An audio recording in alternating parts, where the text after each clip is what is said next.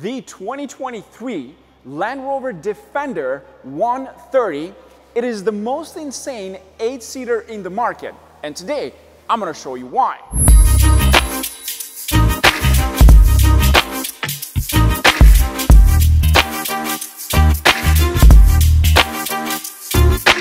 The current generation Defender came in two body styles. So you have the 90, Defender 90, which is a 2-door version, and then you have the Defender 110, which is a 4-door version. There's also a V8 supercharged option as well.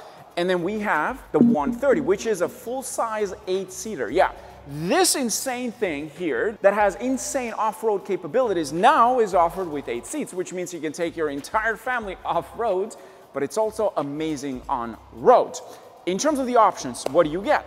The model we have for today's video is the P400. You also have the P300. So the P400 is the one that has the highest engine option, and then you have the P300. But if you're watching this from Europe, I do believe you guys get a diesel version, which we don't in North America. In terms of the trims, well, you have the SC, HSC, the X Dynamic, and we have in here the first edition, which does have 3 special color paints. The model that you see right here has the Sedona Red, and I have to say, it's quite special. Just the way it looks with this color, in my opinion, is fantastic. So it's kind of like a red color, and then you have a full black interior. Let's jump into more details, like on the exterior. What does it offer?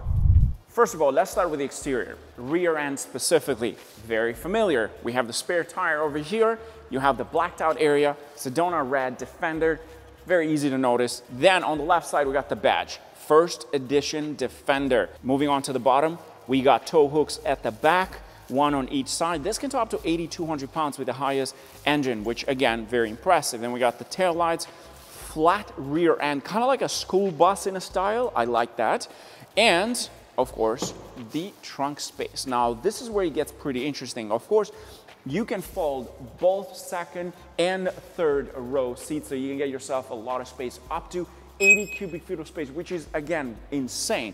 Most importantly, this does come with the air rides, and if you come close over here, on the left side of the vehicle, which is very important, we got 2 buttons here that you can lower the vehicle from here. In case if this is too high, then look at that. We got some stuff in here, your jack, a little bit of extra things to give you some help when you go off-road. In terms of the space over here, well, technically for most 3-row SUVs, well, they don't give you a lot of cargo space. It's a known fact because you got this. But if you're not using this part, what you can do, 1, and here's the thing, you can do individually, 2, and you got yourself 3 over here. The other thing that you can do, of course, if you fold them back, look at this. You also have this protection layer on top of it. But you can press the button over here at the top of the headrest. 1, 2, 3. So that way you can fully fold them 1 by 1 and do this.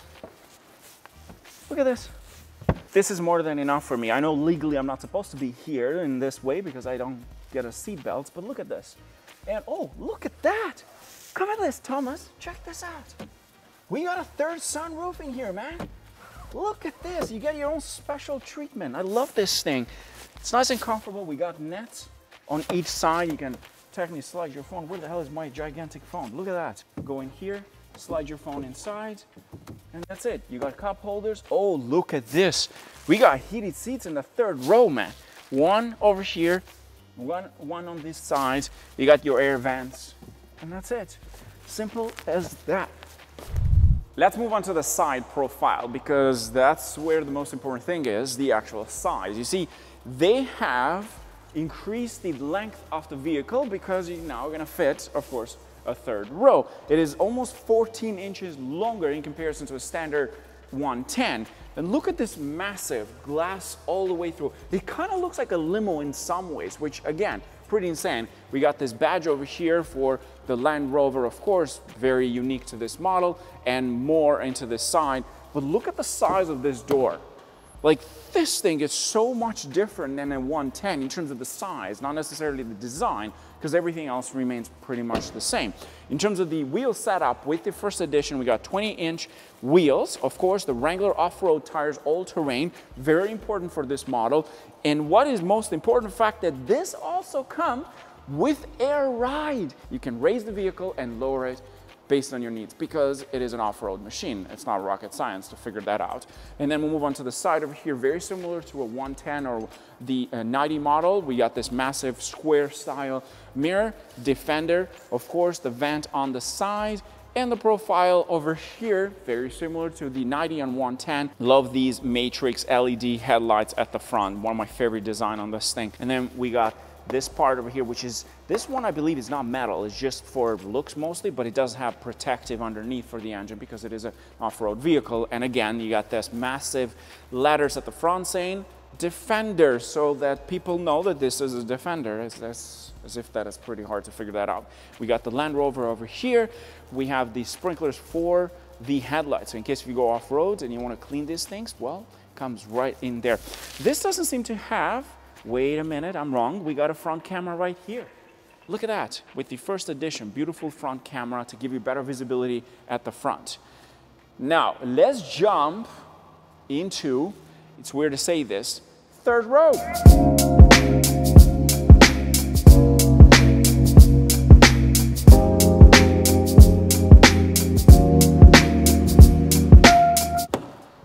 Now let's talk about the third row. I'm 6'2", so I'm taller than the average individual, so I should be able to give you a perfect idea of how much space you get in the back. First of all, how do you fold the seat over here? Well, they're split in three, so you have two on that side, also 1+1, because the middle part can be split, but it's not to get into the third row. It's mostly if you need more space in terms of length. Then you got this side over here, which is 1. First, you got one option. If you just want to fold the recliner just a bit to give you more space, but just say if someone is not sitting in the second row, you can do that. The other option is you fold the headrest completely, then there is a lever on this side, you pull that up, and check this out. It goes all the way down. Now, how do you get in? In some SUVs, 3 rows, you technically fold it like a sandwich kind of thing forward. In this case, you kind of have to move it all the way, and then to get into the third row, kind of have to jump a little bit, not the most comfortable. I wish you could just like lift this thing completely, and I couldn't figure that out, and I don't think this does that. Anyhow, let's try the space. Now technically this is all the way. I mean, could I do a 6-hour trip with this thing? Not really, but not bad. And you can also fold these individually, but I wouldn't say I could do unless there was someone that is shorter than me in the front, then yeah, it's actually not bad. You got headroom. I have my own panoramic roof in here. How special is that? Look at this, bang on. Got the air vents, we got heated seats on this side, 3 levels. No USB-C ports in here technically, hold on. No, not with this option. There's probably a way to add that with the highest trim, but with the first edition, not really. We got cup holders here. It's nice. There's something here that you can slide your phone technically, or maybe hang your shirt. Other than that, it's okay. It's actually okay. I wouldn't say that I feel comfortable in here, but third rows are usually not for adults. They're usually for kids. But if it's a short trip, like 3 hours, yeah, it'll be okay. Into the second row.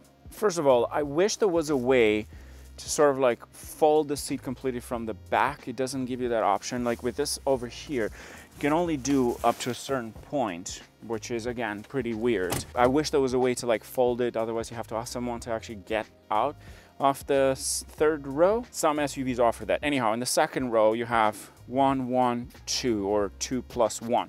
So you can just fold this thing here, single. Now you got more space here if you have something long, and then you have someone sitting on that side. It gives you that option. That's very smart. Or you can fold together. The headrests have the buttons at the top. In terms of the tech features, we got a climate unit in here. I believe you got 4 in total, which again, pretty impressive. But this is not the fully loaded yet. This is the first edition. They change in price.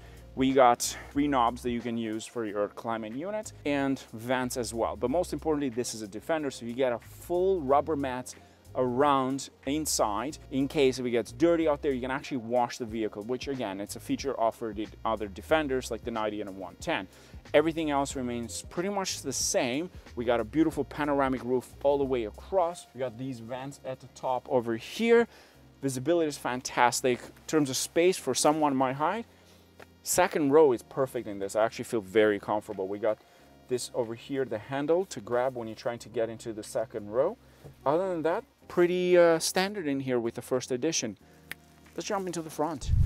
Easy to get in this thing. For me, for someone my height, we got full power seats on the left side. Interior wise, well, this is very familiar. You have seen this before in the 110 and of course the 90.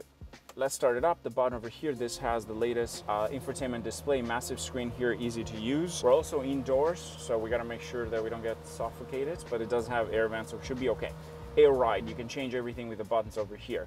But first of all, the inside interior, like how this feels, to me very familiar because I've driven this thing before, so it's not extremely different, and features are pretty much similar in both vehicles. With the first edition, we got a few things here that are quite nice, like for example, this has a full 360 camera. You can do that because it's for off-roads. It also has a 3D version of that. Other than that, the interior, in my opinion, remains very much the same. You can also lower the vehicle with these buttons over here. There's access mode, off-road mode, climate unit. Everything that you get in the 110 or the 90, for example, it's in here. Like you got your wireless charging pad in the center. You can slide your phone, and guess what? My 14 Pro Max fits right in.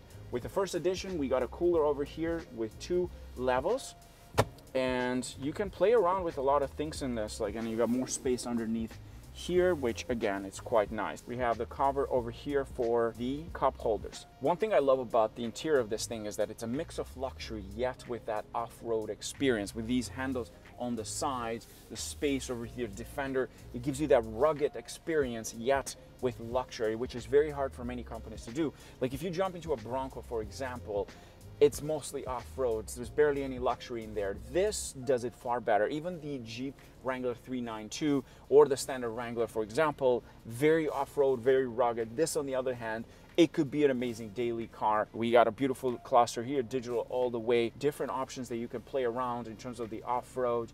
You can take your entire family, finally, off-road with this thing. Absolutely love what they've done with this. This 3-row SUV, this is going to be very competitive. Very, very competitive because you get everything in one. But I'd say let's take this for a drive next. Let's go.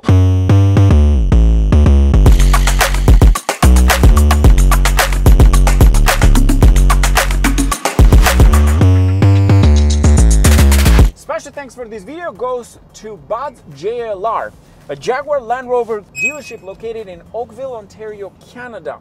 They were kind enough to allow us to borrow this for the day, review it, do a test drive, and specifically to Mark for arranging everything and setting up the indoor showroom for us to review this vehicle. This video is not sponsored by this dealership in any way. We're just borrowing the car for the day to review it, and of course, give a shout out to the dealership and most importantly to Mark as well.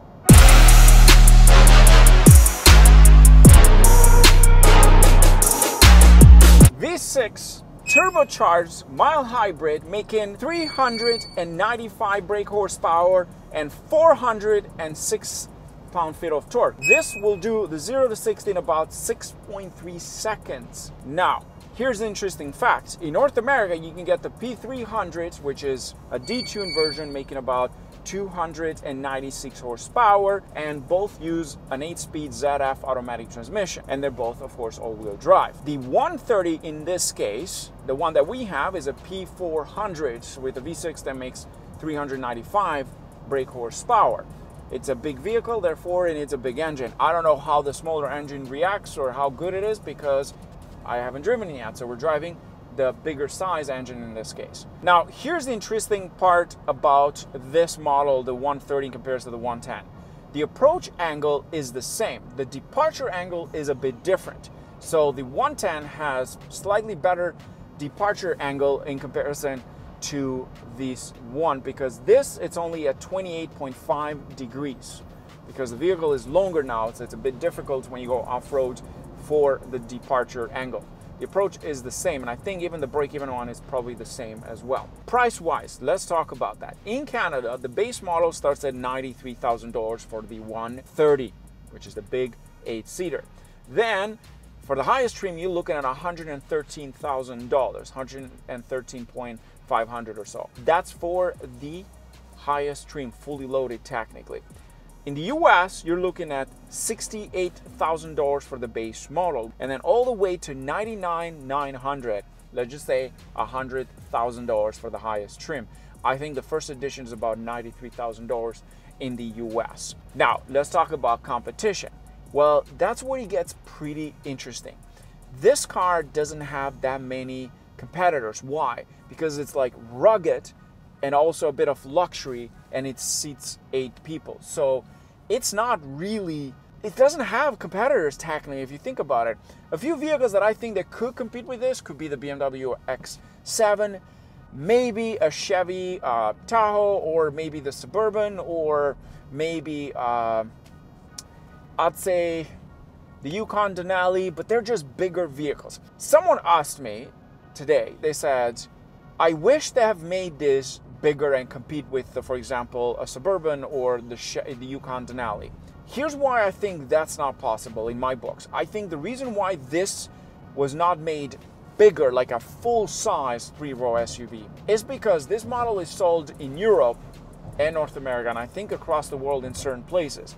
So that becomes a bit tricky because road size, because of emissions, because of certain rules in different countries. So I think if they have made that the same size as an Escalade, for example, well, that would be difficult. So in North America, even the Escalade could be a great competitor to this in my books because it's big, it's huge. The third row, yes, is not as big as you want it to be for adults, but it's still very, very comfortable. Like if, for example, you sat in a Kia Telluride with 3 rows, well, the third row is not that good. It's not even close to this. Let's talk about some other things that this offers, which are amazing. First of all, you can get up to 4 child seat options. So you got 2 Isoflex in the center and 2 in the third row.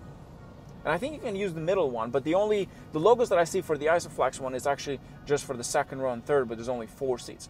So that is quite impressive. Also, the second row have heated seats and ventilated seats with the first edition. It's a great package overall. One thing that I don't like about this, that I have to complain about it because it annoys me quite a lot, it is the second row. And that's the only thing that annoys me about this car so far, is the second row. Why do I say that? Well, let's just say you're sitting in the third row. To come out, well, it's gonna be difficult unless if you have someone to come and help you to push the seat, because when you use that lever at the top, it only folds up to a certain point, so it's very difficult. And if the seat is moved all the way to the back, you need someone to move it forward, especially for me to come out. Most of the time, you're gonna have a driver to help you do that. So it's not really a major issue, but let's just say for convenience, and I've seen it in other vehicles, in some cars it actually folds into a sandwich and then you can move the seat. That is the annoying thing about this, and I think they missed that opportunity. It's great that you have different ways to fold the seat in front of you for the third row, but it would have been better in some ways if, for example, you could move it from the back, because I couldn't push the seat forward unless there is a different mechanism that you have to order, because in this package it's pretty difficult. Power-wise, not bad. It's a 3-row SUV. I hope they can make the supercharged V8, but the supercharged is not offering this. If they can do that, it's gonna be even better. It's already great, but with that, it's just gonna be superb. The other thing that a lot of people have sort of like complained and don't really think of this as the most off-road beast is the tire setup. Why doesn't it have like a proper off-road? Well, if you think about it, this thing has air ride, and getting that suspension set up from bushings to control arms, all that together with a big tire, 33-inch for example, it's going to be almost impossible. Most off-roaders, let's just say the Bronco with the off-road package, it has Fox suspension system, which has the reservoir on the side. They're made specifically for off-road, and they can also handle the tire setup. Everything works together. This, on the other hand, it's a bit of different setup. But if you do that, you put that Bronco style into this, you're taking away that on-road experience, that comfort level. It doesn't feel as heavy as I expect it to be in some ways. It doesn't feel close to that. It kind of looks like a bus in some ways, but pretty good. Visibility is not bad. I have this little thing here at the top, the rear view mirror, that turns into a full LCD. I can see everything behind me. And most importantly, the mirrors are huge, big box style. Gives you great visibility left and right. Even if you turn, there's a sunroof here, big mono roof technically. There's one in the back, massive windows, and the windows are extended. Visibility overall for this size, it's got to be one of the best in my books. I like this thing. I like it. I can see myself in a long run, if I wanted to get a 3-row SUV that will fit my family, and most importantly, go on an off-road trip. If you have a cottage, for example, this will do that.